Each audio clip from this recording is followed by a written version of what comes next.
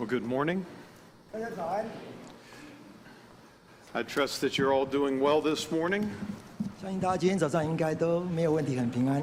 It's a beautiful morning here in Taichung, 那么台中今天天气非常的好， and it's the day that the Lord has made. 那么也是上帝属于我们创造的一天， So we want to rejoice and be glad in that. 所以我们要在上帝所创造的日子欢欣快乐。 As we get started this morning, 那么今天早上开始之前， I want to begin by thanking your pastor and staff and leadership, 我要首先谢谢牧师以及所有的服侍的同工， and for all of you as a church family, 还有整个教会所有的会友， for allowing us to come and be a part of your church ministry for this weekend. 那么能够让这个礼拜我们来到这个地方，一起来做灵命师良的事工。 As many of you are aware, 那么你们很多人都知道， we do these Bible teaching ministries around the world, 我们在世界各地做这样的圣经讲座。 but we could never do them without the partnership of a local church. 但如果没有各地教会的帮忙，我们就不能够做到这个事情。 A local church where the value of the scriptures is solid and strong, 那么地方的教会对于这种服事在社区上来说是非常重要的。 and people want to hear from the Bible. 那么当地的人民都想要听到圣经的话语。 And so once again, that's what we've been doing this weekend. 那么这就是我们这个礼拜所在做的事情。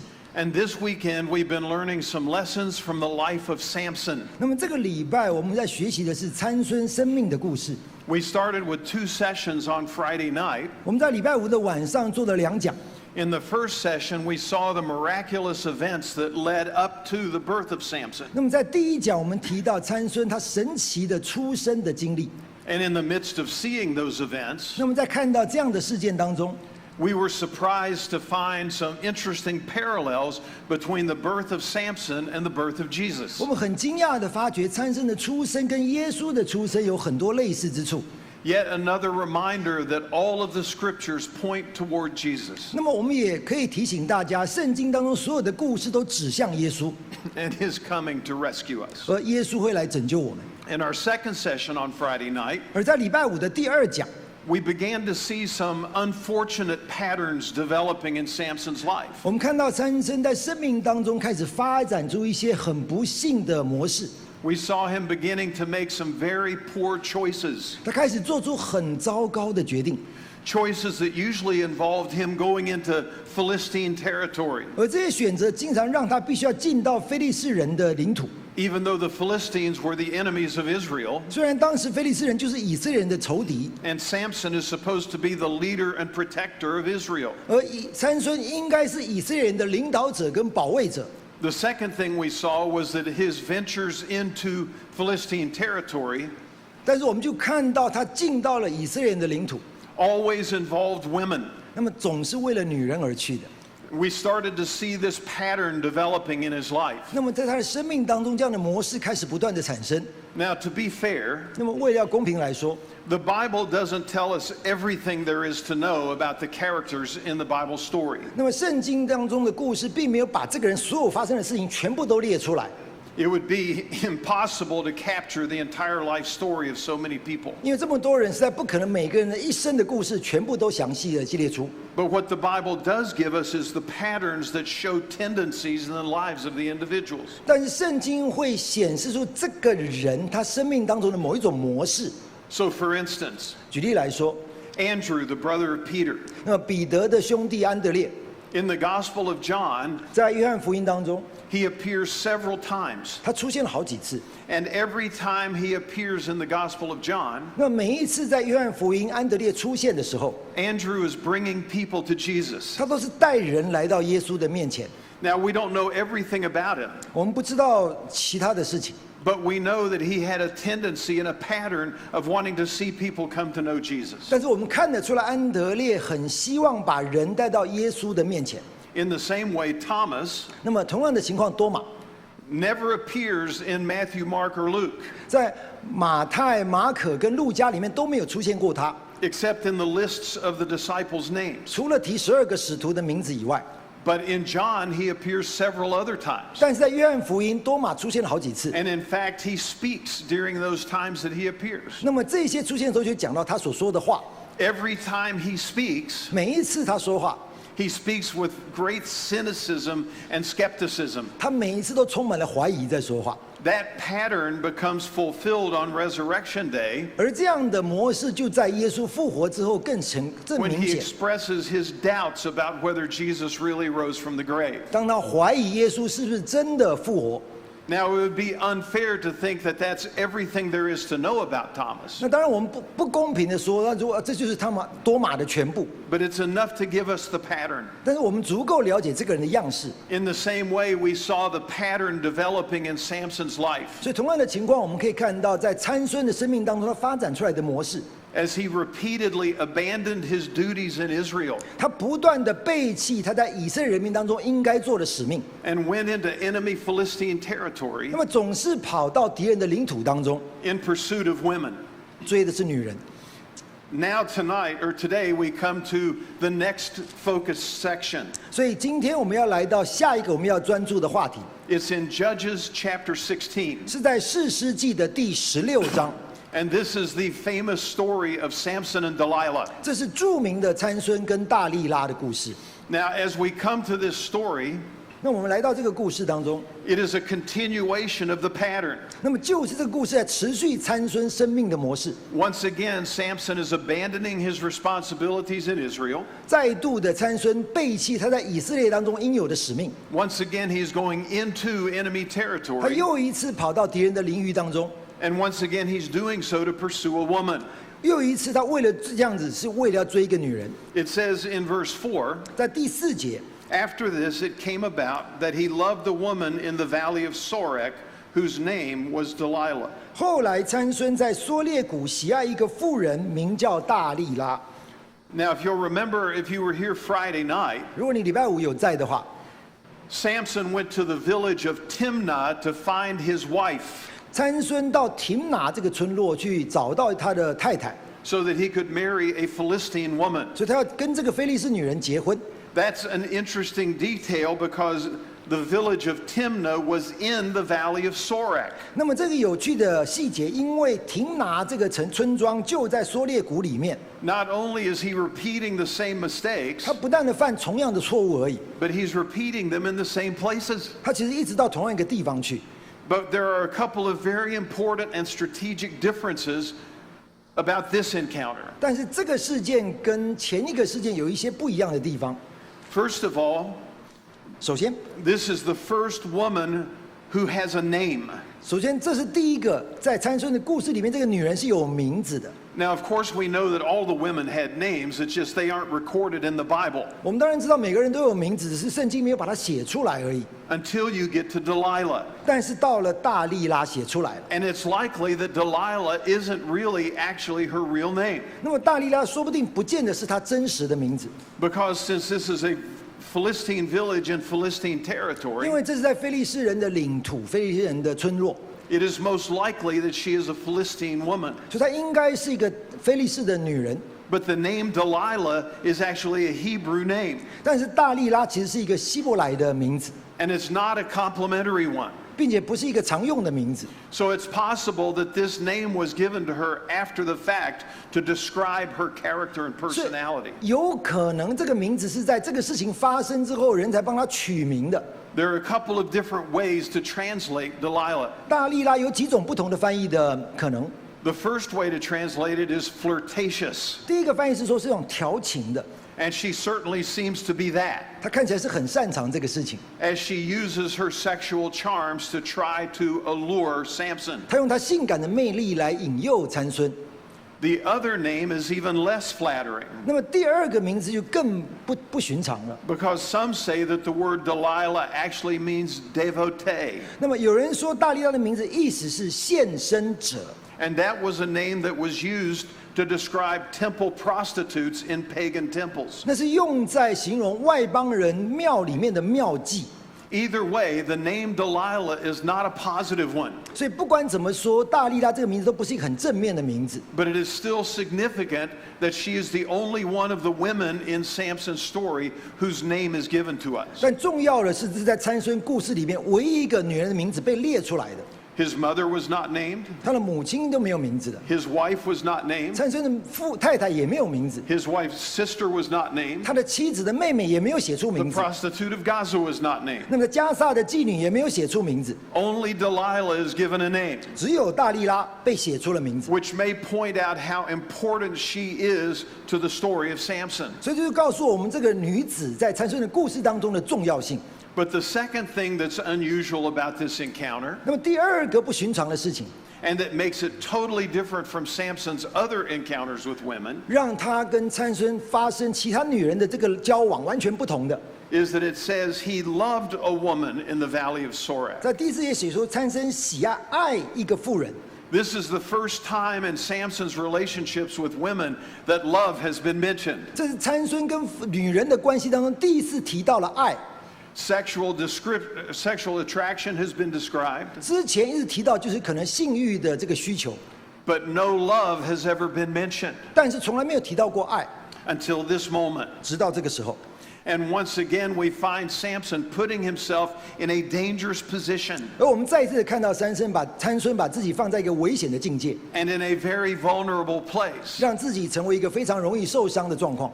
Now, most of us know what happens in the story, 那我们大家都应该知道后来发生了什么事情， but it's important for us to see it 但是重点是我们看这个事情怎么发生的。 and to see the spiritual erosion that takes place in Samson's life. 那么看到参孙生命当中，他灵性慢慢的被侵蚀， He has repeatedly made himself vulnerable by going into Philistine territory. 他不断的到非利士人的地方显示出他的弱点， And he has continually made himself vulnerable by risking himself with women. 他每次都冒着风险跟女人来见面， And now we're going to see that risk spiral further down. 而这样的一个状况越来越严重。 So it says in verse 5, 在第5节， the lords of the Philistines came up and said to her, 非利士人的首领上去见那妇人， entice him and see where his great strength lies. 对他说：“求你诓哄参孙，探探他因何有这么大的力气， And how we may overpower him, 我们用何方法能够胜他， that we may bind him to afflict him. 可以捆绑克制他。 Then we will each give you 1,100 pieces of silver. 我们就每个人给你1100舍克勒银子。 Now the lords of the Philistines 那非利士人的首领 are the leaders of the 5 main Philistine cities. 就是非利士人5个主要城镇的领主。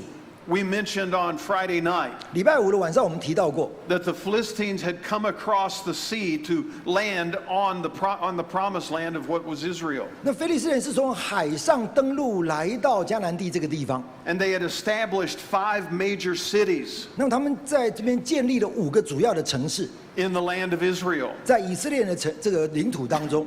And from that beachhead, they were building the kingdom of Philistia. 那么从这样的海滩，他们建立了非利士人的王国。 Now, these 5 men are the leaders of those 5 cities. 所以这5个首领就是这5个城市的领主。 So each of them are offering to give her 1,100 pieces of silver. 那么每一个人都愿意提供大利拉1100舍克勒的银子。 Now, that's pretty easy math. 那这是很容易的数学嘛，对不对5 times 1,100, ？1100乘上5了， 5,500 pieces of silver. 所以就5500舍克勒的银子。 That is a wealthy, wealthy windfall for this woman. 这对这个女人来说是一个很大很大的财富。 And the fact that she is willing to accept this proposition 她愿意接受这样的一个提案， makes it very clear to us 那么很清楚让我们可以了解， that even though Samson loves her, 虽然参孙爱她， she clearly does not love him. 明显的他并不爱参孙， She just sees him as a means to an end. 他就是只是看到参孙能够获利， And it's almost as if the tables have turned, 所以这个情况就颠倒了。 because up to this point, 因为到这个时间点， we have seen Samson use women for his own purposes. 那么参孙都是利用女人满足自己的欲望， And now we will see a woman use him for her purposes. 但是这个时候，这个女人利用参孙满足她的欲望， And the vulnerability that he places himself in only intensifies as a 而参 result. 孙让自己变成一个很容易受伤的状况，让这个情况更加的糟糕。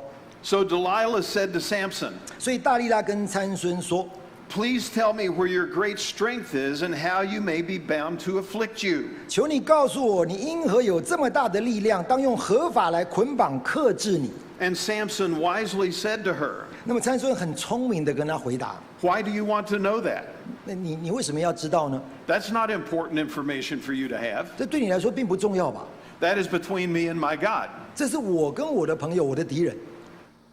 Now, if you're familiar at all with the story of Samson, you know that that's not what he said. 但是你知道参孙其实并没有说了这些话， Because we very seldom, if ever, see Samson acting wisely. 因为我们从来没有看到参孙什么时候做过聪明的事情。 And he does not act wisely in this case either. 那这个情况下，他做的还是不聪明的选择。 It never occurs to him to question her motives, 他从来没有去想要质问过对方问这个问题的动机。 to ask why she would want to know this. 你为什么要知道这个事情呢？他从来没有问过。 She knows why she wants to know it, 大利拉知道自己为什么要问， because she's got 5,500 pieces of silver waiting on this information. 因为有5500银子等着他。 But it never occurs to Samson that her intentions might not be honorable. 但参孙从来没有质疑过这一个问题的意图可能是有问题的。 And yet, even with that, 甚至在这个情况之下， he still doesn't give her a truthful response. 他并没有直接给他真正的答案。 He says to her, "If they bind me with 7 fresh cords that have not been dried, 那么第7节，参孙回答说：“人若用7条未干的青绳子捆绑我， then I shall become weak and be like any other man." 我就软弱像别人一样。” The cords that are mentioned here 这边所提到的这种绳子， is the word for a bowstring. 其实讲的是那种弓弦 And the bowstring... ，bowstring 弓弦。 Oh, okay. Right? Okay. Yeah. It was just interesting. I thought that was these bowstrings were made out of animal gut. 那么这些弓弦呢，是动物的肠子做成的。 And as long as they were not dried, they had great elasticity 那么如果它们还没有干的话，它们弹性就会很大， so that they could propel an arrow a long way. 所以这样才可以让弓可以拉得很开。 But when they became dry, they would become brittle and snap. 但是如果它们干的话，就很容易被撕裂。 And the theory behind what he's telling her, 所以在参孙告诉大利拉这样的一个理论的背后， if you get 7 bowstrings 如果你找来7根弓弦， that have never been dried, 那么还没有干的， I might be able to stretch them, but I can't break them. 我可能可以稍微伸展它，但是我无法把它挣断， And then I will be weak 那我就软弱了， and contained. 我就被克制了。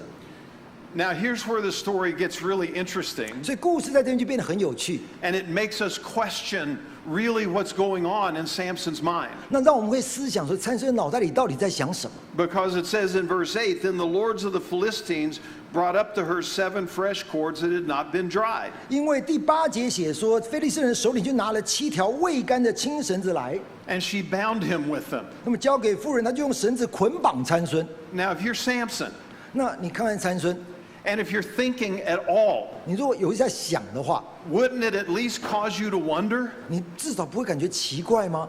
where did these 7 bowstrings suddenly arrive from? 这7条弓弦、7条绳子什么时候来的啊？ How did they get here? 它怎么会有呢？ And why is she tying me up in these bowstrings? 那他为什么要把我绑在弓弦上？ Wouldn't that make you question what was going on in her heart? 你难道不会想问说，你心里到底在想什么？为什么要这么做呢？ But Samson seems to be totally oblivious to any kind of threat. 那参孙似乎完全没有想到任何可能的威胁， And apparently he simply allows her to tie him up. 所以很明显的，他容许大利拉就把他绑起来咯， Again, never questioning why she's doing this. 完全没有质疑他为什么要这么做。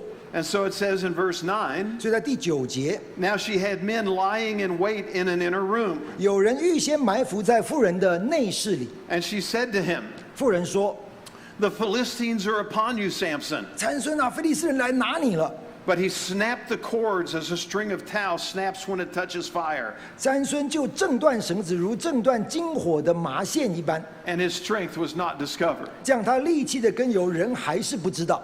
Now, I don't know if you have a statement like this here in Taiwan, 我不晓得你们在台湾会不会这么说， but it's a statement that you hear a lot in the States. 但是美国我们经常这么讲。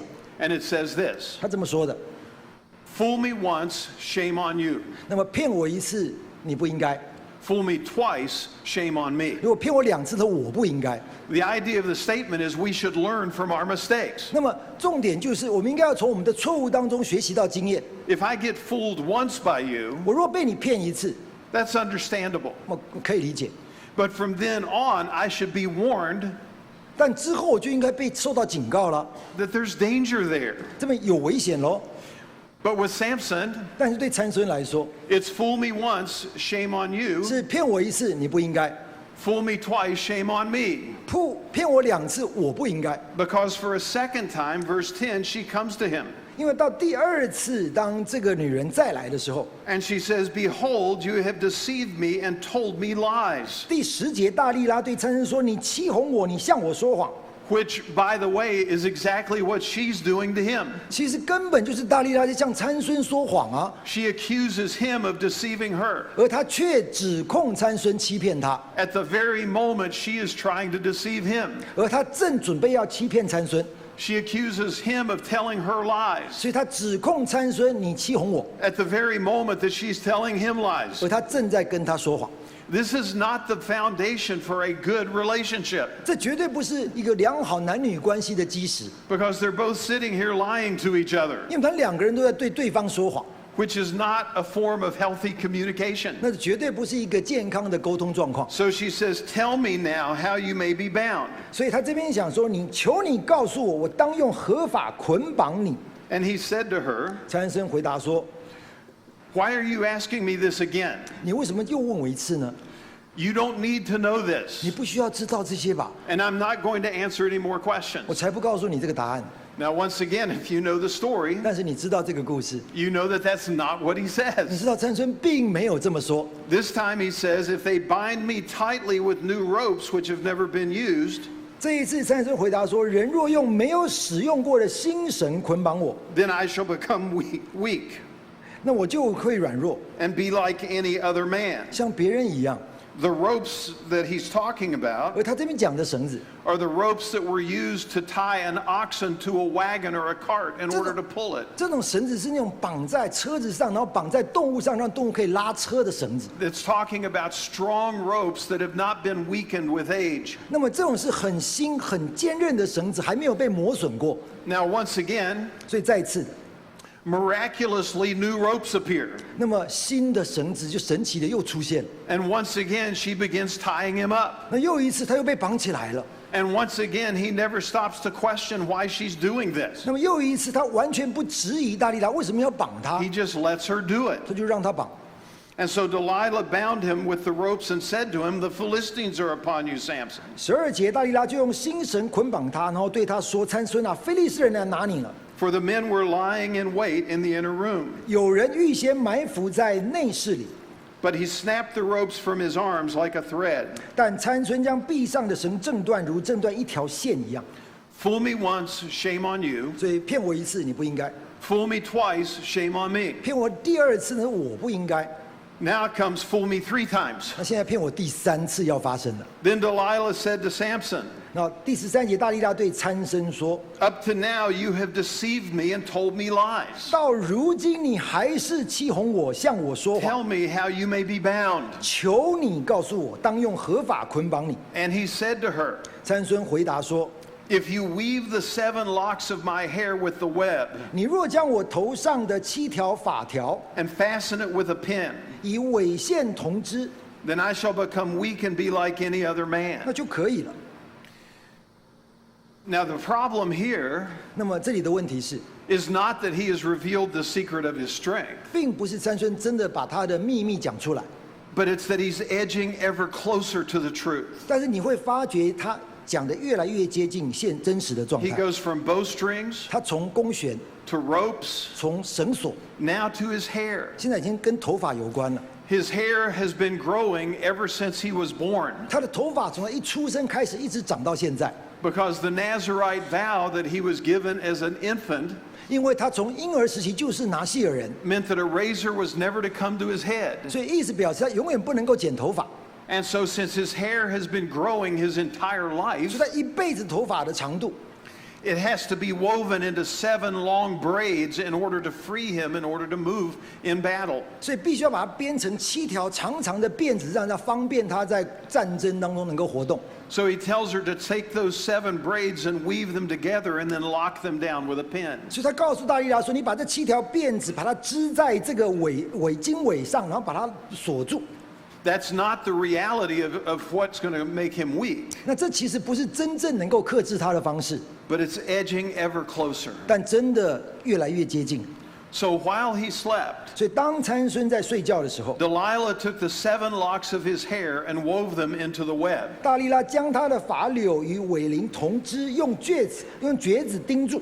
This is the first indication 这是第一个显示。 that Samson is a very sound sleeper. 那参孙睡觉的时候真的睡得好熟哦。 If I'm asleep 如果我在睡觉， and you start messing with my hair, 你开始动我的头发， I'm going to wake up. 那我一定会醒来吧。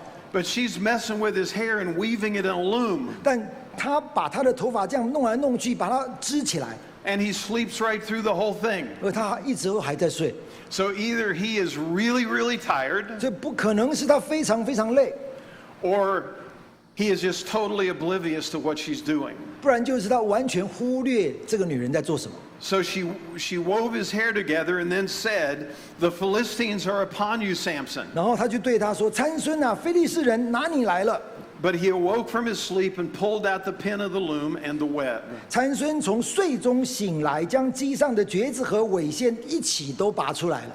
Fool me once, shame on you. 骗我一次，你的错； Fool me twice, shame on me. 骗我2次，那是我的错； Fool me 3 times. 骗我第3次了， And now fool me 4 times. 现在还要再骗第4次。 The wisdom of the proverb is we're supposed to learn from our mistakes. 我们应该要从过去的经验当中学习吧。 But Samson is learning nothing from this experience. 但参孙完全没有从他的经验学到什么， He just becomes more and more vulnerable to Delilah. 他一次又一次的越来越顺服在大利拉的手中， So then she said to him, 所以他就对他说。 and this is where she really breaks out the heavy artillery. 那这第15节，这是大利拉真的用最狠的方式来做， This is where she really goes after him. 他真的是要想办法套出话来， Because clearly she does not love him, 因为明显的大利拉并不爱参孙， but she fully understands that he loves her. 但他完全了解参孙爱他， And she is willing to manipulate that love to get what she 所 wants. 以他要操控这种爱来得到他所要得到的。 Which, by the way, is still 5,500 pieces of silver. 那当然，因为还有5500两银子等着他， So she says to him, 他就对他说， no doubt with a tear in her eye, 那可能眼中含着泪， how can you say I love you when your heart is not with me? 你既不与我同心，怎么说你爱我呢？ You have deceived me these 3 times and have not told me where your great strength is. 你这3次欺哄我，没有告诉我你因何有这么大的力气。 And it came about when she pressed him day after day with her words and urged him that his soul was annoyed to death. 16节，大利拉天天用话催逼他，甚至他心里烦闷要死。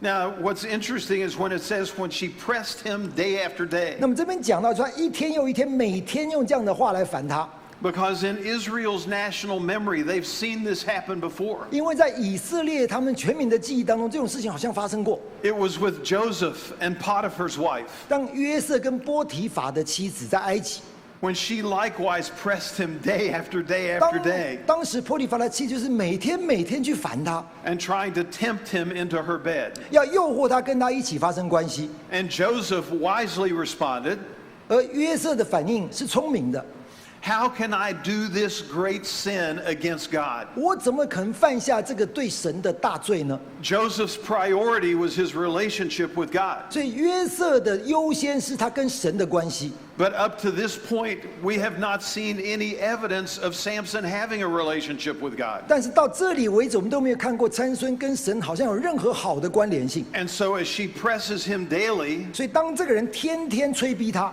he doesn't have those spiritual resources to draw from. 他没有这种灵性上的资源来跟他相抗衡， He just becomes annoyed with her. 他心里烦闷， But he still doesn't see the danger. 但他还没有发现到这个危险的存在。 And so it says he told her all that was in his heart and said to her. 所以17节，参孙就把心中所藏的都告诉了他。A razor has never come to my head, 向来没有人用剃头刀剃我的头， for I have been a Nazarite to God from my mother's womb. 因为我自出母胎就归神做拿细耳人。 If I am shaved, then my strength will leave me, and I shall become weak, 人若剃了我的头发，我的力气就离开我， and will be like any other man. 我便软弱，像别人一样。 Now, when you tell a story like this to skeptics 那么，当你听到这样的一个故事， who don't believe in the Bible, 很多人可能不太相信圣经的时候， and they hear this, if they shave off my hair, I'm going to lose all my strength, 就当听到所有人讲说，我剪了我的头发，我的力量就不见， they immediately say something like, 他们立刻就可能会说， see, that's why I don't believe the Bible. 你看，就是因为这样，我不信圣经， It's just a bunch of fairy tales. 这都是神话嘛。 Who would believe that giving somebody a haircut would make them lose their strength? 谁会相信说头发一剪，力量就不见呢？ But that misses the point. 但是你完全错过了重点。 Samson has been a Nazarite from birth, 参孙从一出生就是拿细耳人， and yet throughout his life, as we've seen it in the book of Judges, 那当我们在士师记当中看到他一生的经历， he has one by one violated all of the commitments of a Nazarite. 他几乎触犯了所有拿细耳人不能够碰的戒律。 The only thing left that identifies him as a Nazarite to God is his hair. 他唯一还剩下拿细耳人的印记，就是他的头发。 His strength does not come from his hair. 所以重点，他的头发不是他力量的来源， His strength comes from God. 他的力量是来自于神。 But the hair is what identifies him as God's servant. 但是头发是象征显明出他是神的仆人。 And when that last vestige of his calling as a judge is taken away, 而当这个最后一个象征成为一个世事的象征被取走的时候， God removes the strength from him. 上帝就把他的力量完全移走了。 And the sad tragedy is, 所以悲剧就发生了。 it says, when Delilah saw that he had told her all that was in his heart, 第18节，大利拉见他把心中所藏的都告诉了他， she sent and called the lords of the Philistines, saying, come up once more, for he has told me all that is in his heart. 他就打发人到非利士人的首领那里，对他们说：“他已经把心中所藏的都告诉了我。” Then the lords of the Philistines came up to her and brought the money in their hands. 于是非利士人的首领拿着银子上到妇人那里。 And she made him sleep on her knees, 19节，大利拉使参孙枕着他的膝睡觉， and called for a man and had him shave off the 7 locks of his hair. 叫了一个人来剔除他头上的7条发绺。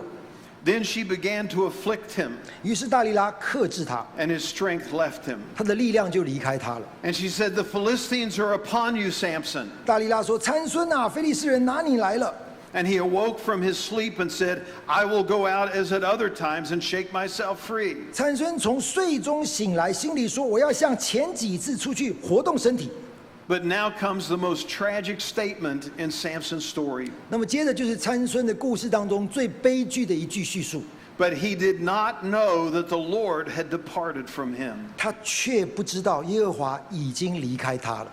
Samson had departed from the Lord years before. 其实很多年以前，参孙已经离开耶和华， He had failed in his promise and commitment. 他没有去达成他应该做的事情， He had failed to maintain the covenant. 他没有能够持守住与上帝的约， He had failed to serve his role as a deliverer for Israel. 他没有能够做到以色列拯救者的角色， And he had failed to maintain his Nazarite vow. 他甚至没有能够维系他拿细耳人的誓愿。 Samson had left God years before. 其实很久以前，参孙就已经离开神， And now the Lord departs from him. 而现在耶和华离开他， And this is a tragic statement, 这是一个非常悲剧的叙述。 because essentially what is happening is that God is giving Samson what he wants. 因为之前上帝给参孙他所要， Samson has never exhibited a desire to live as a man of God. 参孙从来没有想要活出一个像上帝的子民这样的角色， And God finally says, all right, 所以上帝终于说 OK， have it your way. 那么按照你要去的就做。 And he allows him his choice. 他让他接受他的选择， It's very interesting. 这是很有趣的。 C.S. Lewis said, 在路易斯所说的， there are only 2 kinds of people in the world. 那么人世间只有2种人， Those who say to God, 一种人对上帝说 thy will be done. 你的旨意得成， And those to whom God says, 另外一种人，上帝会说 your will be done. 啊，你自己的意愿你自己去做吧。 God just said to Samson, 所以上帝对参孙说 all right, 好， have it your way. 按照你要做的去做。 And as the psalmist said 那么在诗篇里面， about the children of Israel in their wanderings in the desert, 那么以色列人在旷野当中， God gave them the desires of their heart, 上帝给他们心里所要的， and it brought leanness to their soul. 但是他们的灵性却越来越薄弱。 Samson does not realize that God has left him to his own choices. 那么参孙并不了解上帝已经按照他的意思离开他了。 But then it says the Philistines seized him and gouged out his eyes. 然后第21节，非利士人将他拿住，剜了他的眼睛， And they brought him down to Gaza and bound him with bronze chains. 带他下到加萨，用铜链拘锁他。 And he was a grinder in the prison. 他在监狱里面推磨。 Now, what that means that he was a grinder is uncertain. 那么所谓推磨到底推什么，我们不太确定。 But what is certain 但确定的是， is it was intended to humiliate him. 这是要羞辱他的行为， Because it could have been done in two different ways. 因为可能有两种方式。 One is he could have become a beast of burden for the Philistines, 一种就是他是变成一个负重的野兽一般为非利士人工作， where he would be moving a millstone to grind grain, 他用那种推磨石来去磨谷物， a task that was normally done by a donkey. 那一般来说都是用驴子来做的， And so if he is pushing the millstone 所以他在推磨 to grind grain, 来磨谷物， to feed his enemies, 来喂养他的敌人， it would be humiliating 这是一种羞辱， because he is being treated as if he were just a beast of burden. 因为他被看重是一种负重物的野兽。 The other possibility 而另外一种可能性， is that it would be with a mortar and pestle, 用的是它是一个很小的磨， where you would put grain into a bowl and grind it. 那么他会把这个谷物放在这个小的磨里面，然后他去磨它。 And in that culture, that would have been humiliating to 那么 Samson, 在这样子的文化，这也是另外一种羞辱， because that was exclusively seen as the work of a woman. 因为在过去一般都是女人做的事情， Whether he is being treated as a beast of burden 所以不管他是被当作野兽一般， or is being humbled to the task of a woman, 或者去做女人的工作， Samson is being humiliated. 重点是参孙被羞辱， He has been blinded, 他已经失去了视力， he has been bound, 他被捆锁， and he is made into a grinder and a laborer. 他在监狱里面推磨劳力。 There are places in the scripture where we see people of great power take great and mighty falls. 那么我们在圣经里面看到很多人有很大的能力，但是经历很大的失败。 And we hear the woe and lament of the scripture. 那我们看到在圣经里诗篇里面，他们很多的这种哀叹： How the mighty have fallen. 我的力量怎么会消失？ Never is that statement more true than in the story of Samson. 而这在参孙的身上发生的最明显。 But as we started to see Friday night, 但是我们在礼拜五晚上就开始看到， we now see in its fullness this morning. 我们现在看到非常完整了， Choices have consequences. 每一个选择都有后果。 And the series of foolish choices that Samson has made 那么参孙所做的一连串愚蠢的选择， have brought him to these humiliating consequences, 让他得到最后羞辱的结果。 where he is at the mercy of his enemies, 那么他成为他敌人的the subject of mockery and shame, 敌人对他做很多的羞辱， and being treated like a beast. 那么被像野兽一样的看待。 At its heart, 那么在他的内心当中， Samson's vulnerability 参孙他的脆弱， was rooted in the fact that he did not think he was vulnerable. 关键在于他不觉得自己软弱， He thought his strength could get him out of any situation. 他以为自己的力量可以解决任何的问题， And he sadly discovered that his strength was not enough, 但是后来他悲伤的发觉他的力量是不够的， because his strength was not his to begin with. 因为力量根本不是他自己的， It was a gift that had been given to him by God. 是上帝给他的恩赐。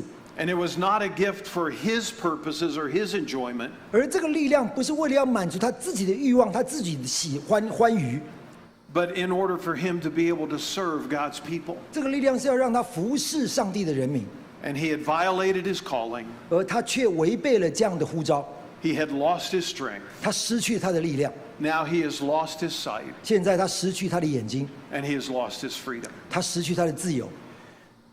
He is a sad, tragic individual at this moment in the story. 他是一个悲剧的英雄，在这个时刻。 And it forces us to ask ourselves, 那这就让我们去问我们自己： what are my points of spiritual vulnerability? 我们灵性上的软弱是在什么地方？ We saw the other night 我们在前几天看到， that Hebrews 12 warns us 希伯来书第12章警告我们。 that each of us has a sin that easily besets us. 那么我们每一个人都有容易缠累我们的罪， Each of us has an area of vulnerability 我们都有软弱的地方， in which we have extraordinary weakness. 所以我们都有很大的弱点。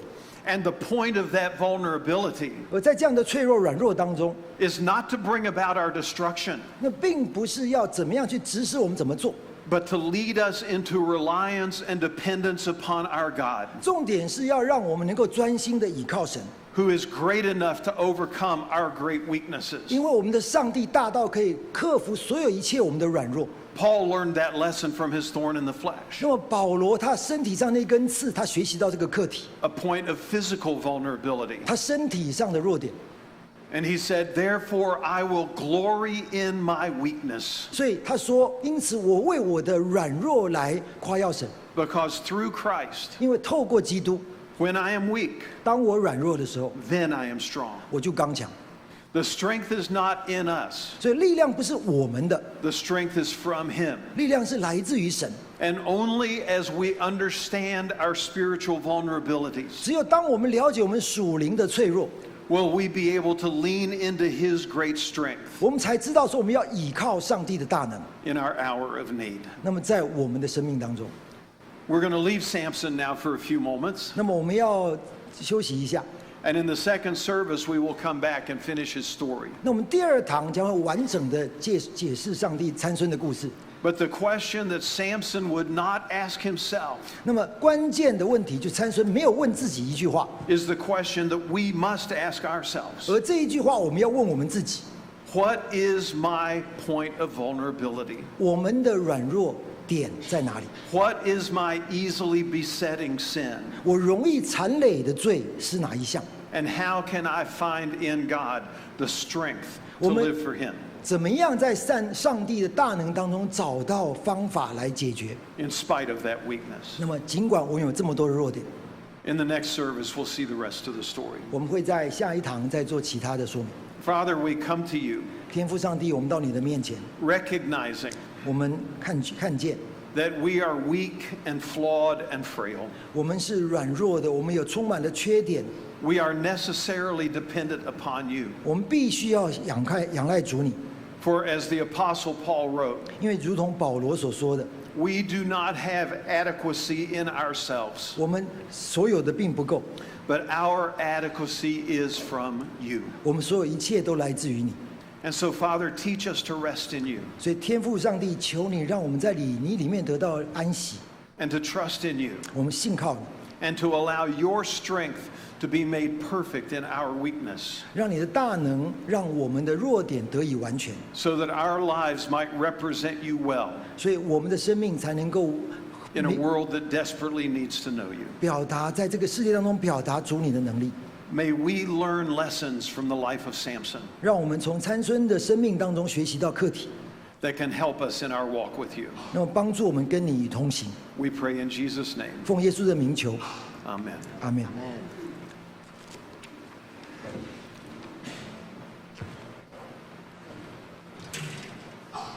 弟兄姐妹，大家平安。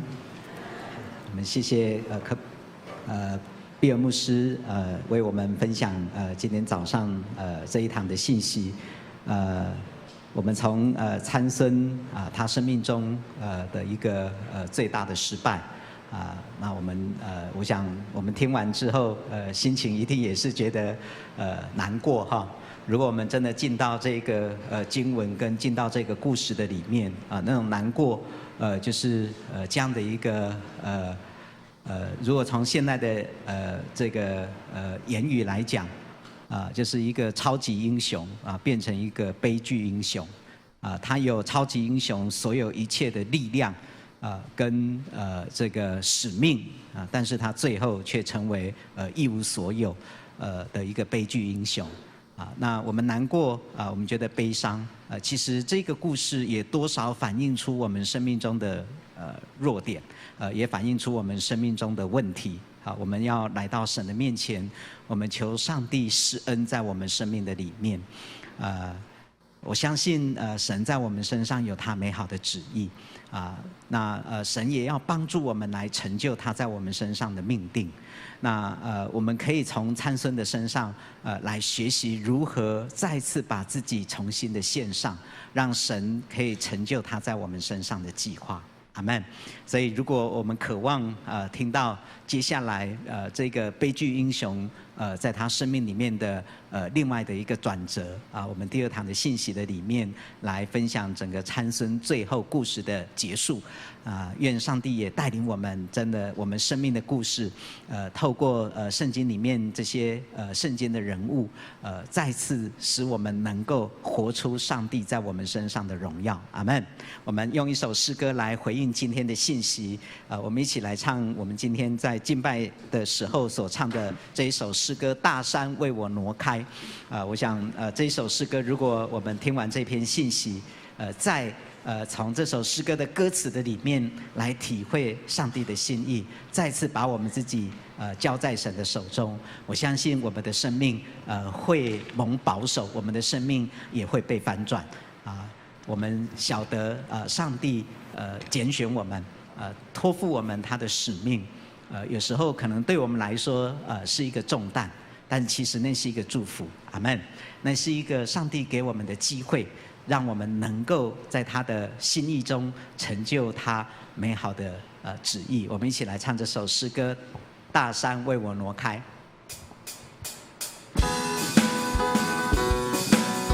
我们来宣告上帝美好的作为。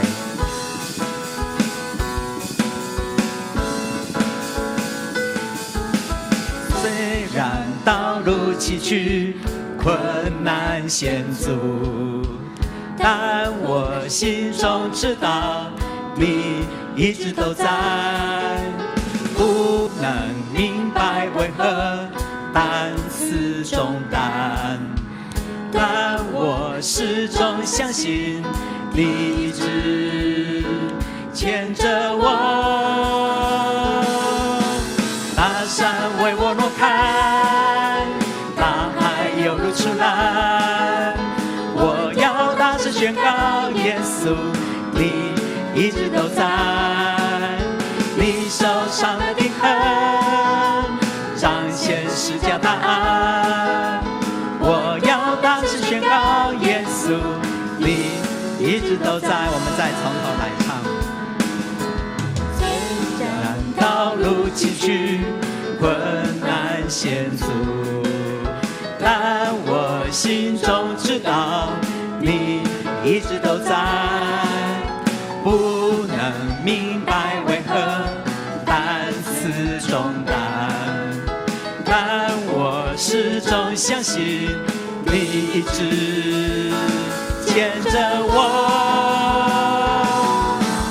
大山为我挪开，大海有路出来，我要大声宣告耶稣你一直都在，你手上的钉痕彰显十架大爱，我要大声宣告耶稣你一直都在，我要大声宣告，我要大声宣告耶稣你一直，我要大声宣告，我要大声宣告耶稣你一直都在。阿们。这首诗歌副歌的最后说我要大声宣告耶稣你一直都在，他回应这首诗歌最前面在这个地方所说的，虽然道路崎岖困难险阻，但我心中知道你一直都在。其实参孙生命里面的问题就像刚刚毕尔牧师所说的，很可惜的是他不知道其实神一直都在，而神一直都在是他力量的来源。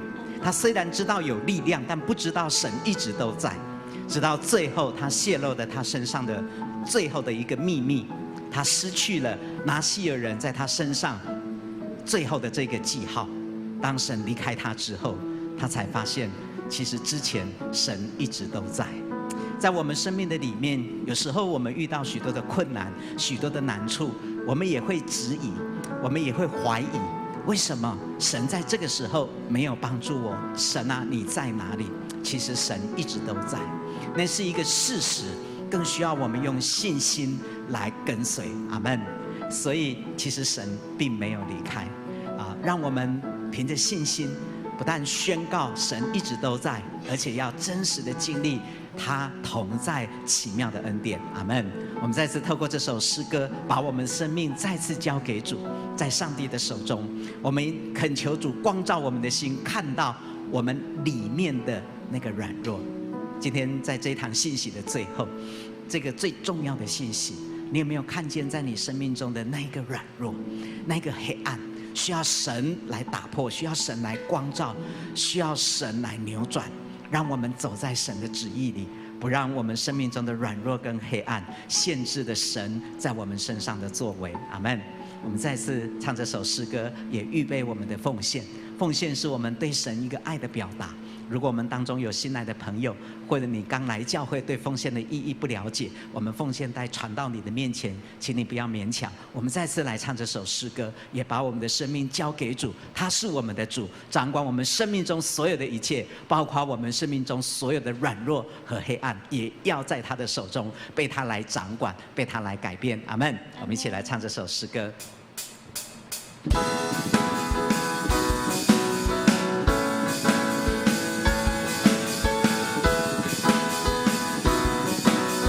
虽然道路崎岖，虽然道路崎岖，困难险阻，但我心中知道你一直都在。不能明白为何担似重担，但我始终相信你一直牵着我。我们请奉献的同工，大山为我挪开，大海犹如池来，我要大声宣告，耶稣你一直都在，你手上的钉痕彰显十架大爱，我要大声宣告，耶稣你。我们一起拍手，从头来唱。虽然道路崎岖，困难险阻，但我心中知道你一直都在。不能明白为何担此重担，但我始终相信你一直牵着我们一同起立来唱副歌。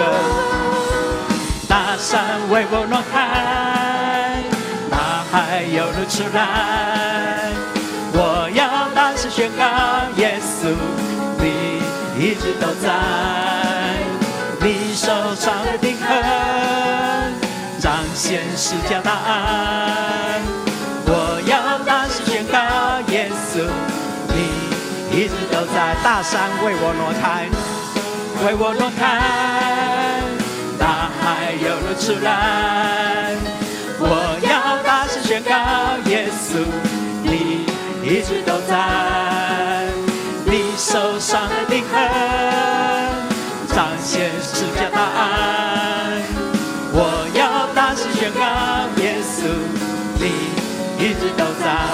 你的话让我明白，你的话让我明白，你爱我永不更改，你保守我的心怀，紧我的双手不放开。你的话，哈利路亚，你的话让我明白，你爱我永不更改，你保守我的心怀，紧我的双手不放开。哈利路亚，大山为我挪开，山为我挪开，大海犹如池来，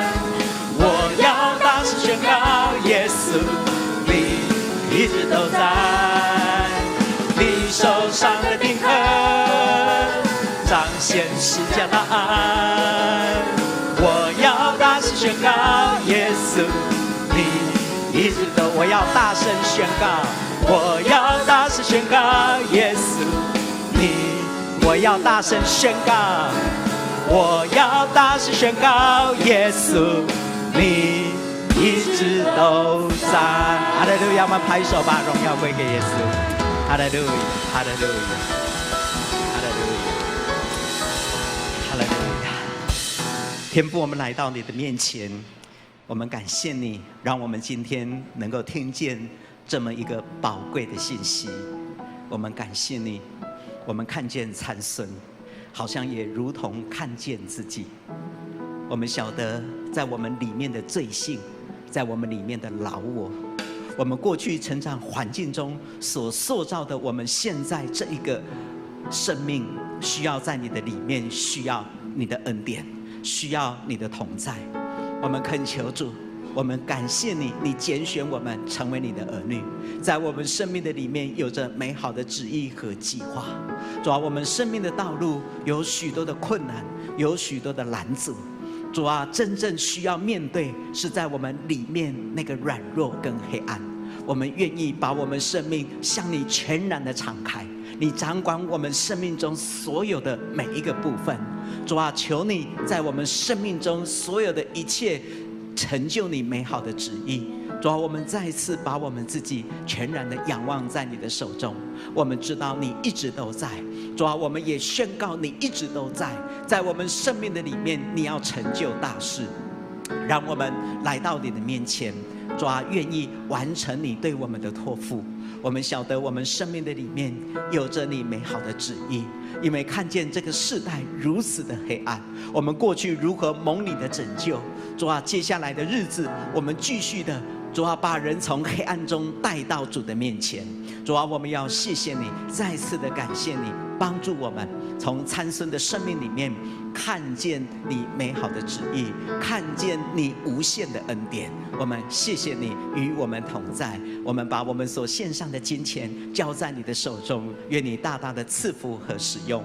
特别我们为灵命日粮，为科贝尔牧师，为所有在这个团队里面每一个人，我们都愿上帝你施恩同在，让每一次当有人读到灵命日粮的时候，他们的生命就被神的爱触摸，他们的生命就被神的真理充满。主啊，我们都要来回应你，并且跟从服侍你。谢谢你与我们同在，将一切荣耀颂赞归给我们的主，我们的神。听我们在神面前同心合意的祷告，是奉耶稣基督的名，阿们。哈利路亚。